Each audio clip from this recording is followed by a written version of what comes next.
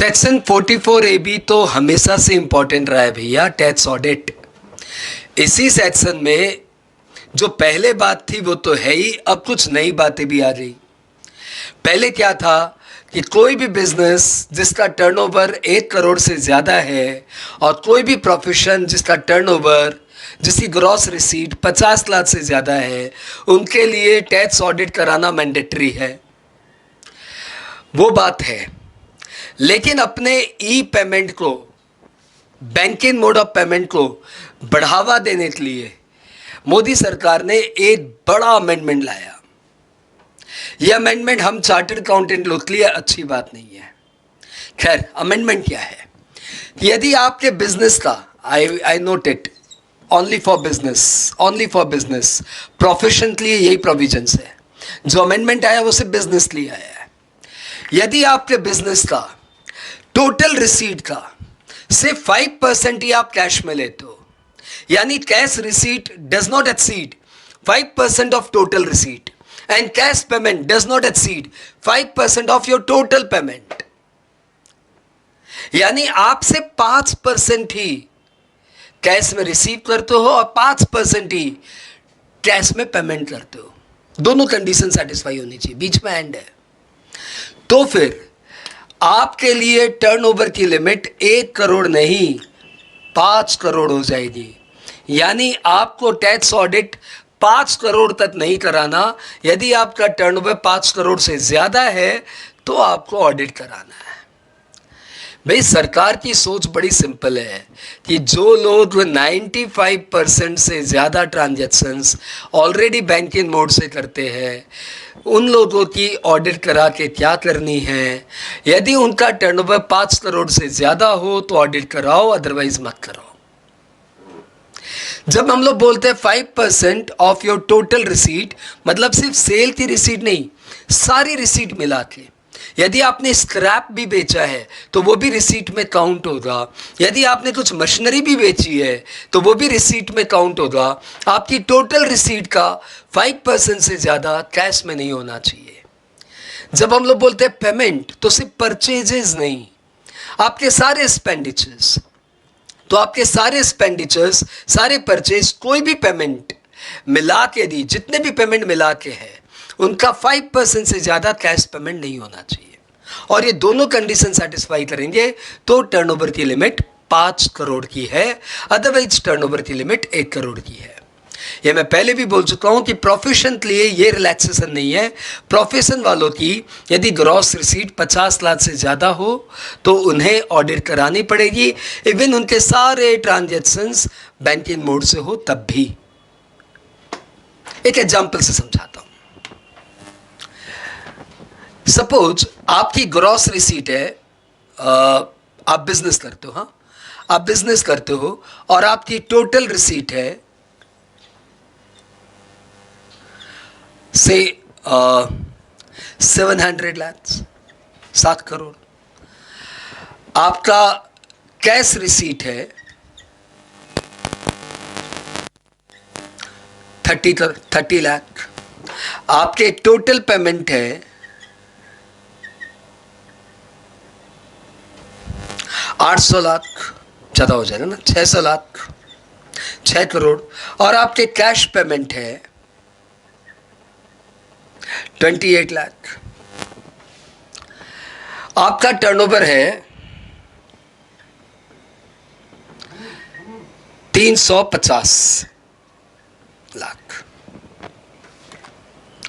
तो आपका टर्नओवर है 350 लाख, 1 करोड़ से ज़्यादा है, 3.5 करोड़ है।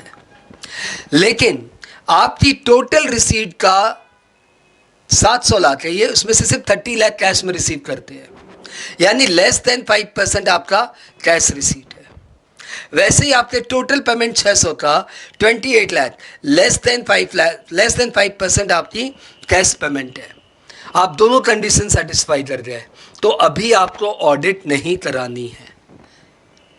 सपोज ये 38 लाख हो जाता तो अब आपके टोटल पेमेंट का कैश पेमेंट 7% से ज़्यादा हो गया। 7% से ज़्यादा आपका कैश पेमेंट है, मतलब 5% से ज़्यादा है। इन दैट केस ये रिलैक्सेशन आपको नहीं मिलेगा, 5 करोड़ वाला रिलैक्सेशन आपको नहीं मिलेगा। अब आपका टर्नओवर 1 करोड़ वाली थ्रेशोल्ड में जाएगा। अब आपको ऑडिट करानी पड़ेगी क्योंकि आपका टर्नओवर 3.5 करोड़ है। मतलब आप ये देखिए कि आपकी टोटल रिसीट कितनी है, उसमें से कैश रिसीट कितनी है, टोटल पेमेंट कितने हैं, उसमें से कैश पेमेंट कितने हैं, टर्नओवर कितना है। अब उसके बाद डिसाइड करिए कि आपको ऑडिट चाहिए कि नहीं चाहिए। ठीक है, सपोज आपकी टोटल रिसीट है 6 करोड़, उसमें से कैश रिसीट है 42, टोटल पेमेंट है 5 करोड़, उसमें से कैश पेमेंट है 20 लाख। तो सिंस आपका कैश पेमेंट 5% के अंदर है, यू कैन चेक इट, 4% है ये। यार ये मैथमेटिक्स क्लियर है ना, ये 4% कैसे आया, 20 डिवाइडेड बाई 500 इंटू 100। और आपकी कैश रिसीट जो है वो अप्रॉक्सीमेटली 7% है, 5% से ज़्यादा है। आपका टर्नओवर सपोज इसमें 3 करोड़ है, तो क्या आपको 44AB कराना पड़ेगा? Answer is yes. You need to get your accounts audited because cash receipt 5% से ज़्यादा है और टर्नओवर 1 करोड़ से ज़्यादा है। कॉन्ट्रेरिली यदि ये 600 होता, ये 22 होता, ये 500 होता, ये 20 होता, टर्नओवर 300 का 300 होता, ऑडिट नहीं करानी पड़ती। क्यों? क्योंकि आपका कैश रिसीट भी 5% के अंदर है, कैश पेमेंट भी 5% के अंदर है, टर्नओवर भी 5 करोड़ के अंदर है।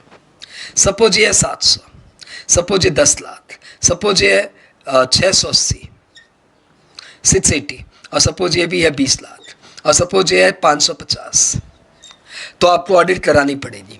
माना आपका कैश रिसीट 5% के अंदर है, माना आपका कैश पेमेंट भी 5% के अंदर है, लेकिन भैया जी टर्नओवर ही 5 करोड़ के ऊपर हो गया, अब तो ऑडिट करानी पड़ेगी। सपोज आपकी टोटल रिसीट है 800, कैश रिसीट है 40, जस्ट 5%। सपोज आपका टोटल पेमेंट है 600, कैश पेमेंट है 30, जस्ट 5%। आपका टर्नओवर है 5 करोड़, आपको ऑडिट नहीं करानी पड़ेगी। यहाँ तक क्लियर? सपोज आपका टोटल रिसीट है 180, कैश रिसीट है 6 लाख, 5% के अंदर, टोटल पेमेंट है 150, कैश पेमेंट है 5% के अंदर, टर्नओवर है 120। हिसाब से ऑडिट नहीं करानी, लेकिन आपने 44AD ऑप्ट नहीं किया। आपको याद है ना 8% टर्नओवर वाली बात, प्रिजम्पटिव इनकम। तो यदि आप प्रिजम्पटिव इनकम फॉलो नहीं करते ना, तब तो ऑडिट करानी पड़ेगी, ऑडिट करानी पड़ेगी। 44AD को ये सेक्शन ओवररूल नहीं करता। तो जो 44AD प्रिजम्पटिव इनकम नहीं मानेंगे तो उन्हें तो ऑडिट करानी पड़ेगी। तो आज आपको ऑडिट करानी है कि नहीं करानी है? सबसे पहले आप देखिए, टर्नओवर 1 करोड़ के नीचे है और आप 44AD ऑप्ट कर लेते हैं तो आपको ऑडिट नहीं करानी। टर्नओवर 1 करोड़ से ज़्यादा है, आप 44AD ऑप्ट कर लेते हैं, ऑप्ट कर लिया, ऑडिट नहीं करानी। टर्नओवर 2 करोड़ से ज़्यादा है तो 44AD तो पिक्चर से बाहर हो गया। अब सारे पेमेंट, कैश रिसीट और कैश पेमेंट 5% के अंदर है तो आपको ऑडिट नहीं करानी। टर्नओवर 2 करोड़ से ज़्यादा है, लेकिन कोई भी इनमें से एक कैश रिसीट या कैश पेमेंट 5% की लिमिट से ज़्यादा है तो आपको ऑडिट करानी पड़ेगी। आपका टर्नओवर ही 5 करोड़ से ज़्यादा है तो बात ही मत करिए, ऑडिट करानी पड़ेगी। तो 44AD भी ध्यान रखिएगा, टर्नओवर भी ध्यान रखिएगा, कैश रिसीट कैश पेमेंट भी ध्यान रखिएगा। आई होप ये प्रोविजन इस साल एग्जाम में हिट करेगा, बहुत ही वाइटल प्रोविजन है। Bye bye.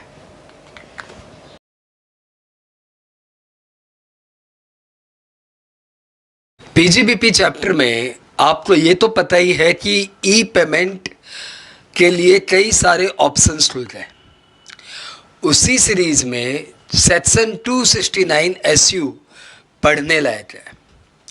ये सेक्शन बोल रहा है कि कोई भी पर्सन जो बिजनेस या प्रोफेशन करता है और जिसका टर्नओवर 50 करोड़ से ज़्यादा है, उस बंदे को अपने पेयर को, यानी जो बंदे उन्हें पेमेंट करते हैं, उन्हें ये ordinary electronic mode of payment तो फैसिलिटी देनी ही पड़ेगी, साथ ही साथ ये specific E mode of payment की फैसिलिटी भी देनी पड़ेगी।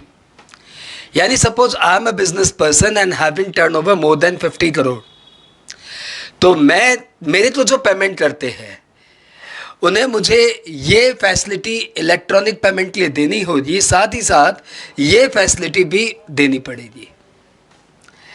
यानी यदि मेरा पेयर बोले कि मैं डेबिट कार्ड बाय रुपए से पेमेंट करना चाहता हूं और मैं ये कह दूं no this is not the acceptable mode, then I will be liable to penalty of ₹5,000 per day.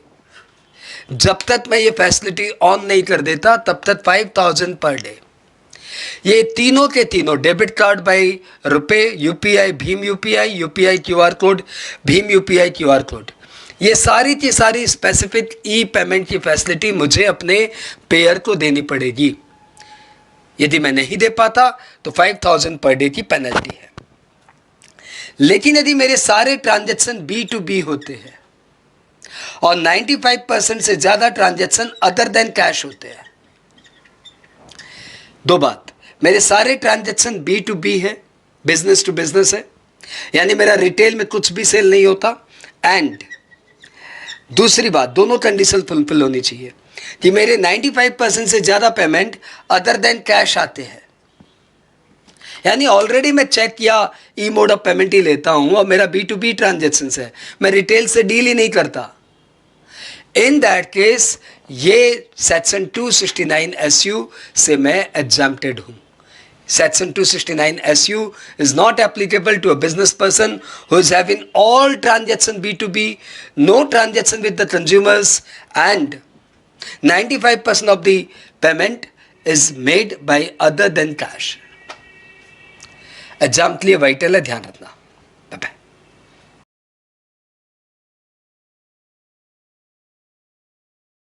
PGBP में एक छोटा सा अमेंडमेंट है जिसको लेके स्टूडेंट्स थोड़े से कंफ्यूज है, बार बार फ़ोन करते हैं, बार बार व्हाट्सएप में पूछते हैं कि सेक्शन 35 में साइंटिफिक रिसर्च लिए कंट्रीब्यूशन करने पे 150% डिडक्शंस मिलता था, क्या वो अभी भी 150 है कि वो 100 हो गया? तो आंसर इज 100 हो गया। साइंटिफिक रिसर्च लिए सेक्शन 35 में 150% डिडक्शंस मिलता था, वो 100 हो गया। सेक्शन 35 2AB में कंपनी एसएससी को साइंटिफिक रिसर्च लिए 150% डिडक्शंस मिलता था, वो भी 100 हो गया। 35 CCC में एग्रीकल्चरल एक्सटेंशन प्रोजेक्ट लिए 150% डिडक्शंस मिलता था, वो भी 100 हो गया। 35 CCD में कंपनी एसएससी को स्किल डेवलपमेंट प्रोजेक्ट के लिए 150% डिडक्शंस मिलता था, वो भी 100 हो गया। इसके अलावा इन्वेस्टमेंट अलावेंस अब कोई खास रेलिवेंट नहीं रहा, क्योंकि इन्वेस्टमेंट अलावेंस लिए 31/3/2000 तक आप इन्वेस्ट कर सकते थे, वो 31/3/2020 तक इन्वेस्ट कर सकते थे, वो डेट एक्सटेंड नहीं हुआ। तो 1/4/20 से यदि आप कोई नई प्लांट एंड मशीनरी खरीदते हैं तो उस पर आपको इन्वेस्टमेंट अलावेंस नहीं मिलेगा। इसके अलावा 35 AD में एक छोटा सा अमेंडमेंट आया है कि 35 AD क्लेम करना मैंडेटरी नहीं है, ऑप्शनल है। यू रिमेंबर 35 AD कि बहुत सारे प्रोजेक्ट्स पे, बहुत सारे बिजनेसेस में सारे के सारे कैपिटल एक्सपेंडिचर अलाउड होते हैं, excluding land, goodwill and financial instrument. वो बिजनेस के नाम भी तुम्हें याद है, infrastructure project, cold chain facility, cold warehouse, cold chain facility, agro warehouse, sugar manufacturing, etcetera etcetera. तो ये सारे के सारे जो बिजनेसेस जिसमें सारे कैपिटल एक्सपेंडिचर 100% अलाउड थे, सब्जेक्ट टू कंडीशन कि आप डेप्रिसिएशन क्लेम नहीं कर सकते, अब वो ऑप्शनल हो गए। यानी आप चाहो तो 100% डिडक्शंस क्लेम कर लो फॉर कैपिटल एक्सपेंडिचर, और या फिर चाहो तो डेप्रिसिएशन क्लेम कर लो। आपके दिमाग में क्वेश्चन आएगा ये ऑप्शनल क्यों कर दिया? ये ऑप्शनल इसलिए कर दिया क्योंकि 115 BAC, 115 BAB इन सब सेक्शंस में कंपनीज को 30% की जगह 15% टैक्स देना है। इंडिविजुअल को स्लैब रेट में ऑल्टरनेट मिला है सब्जेक्ट टू कंडीशन कि वो 35 AD क्लेम ना करे।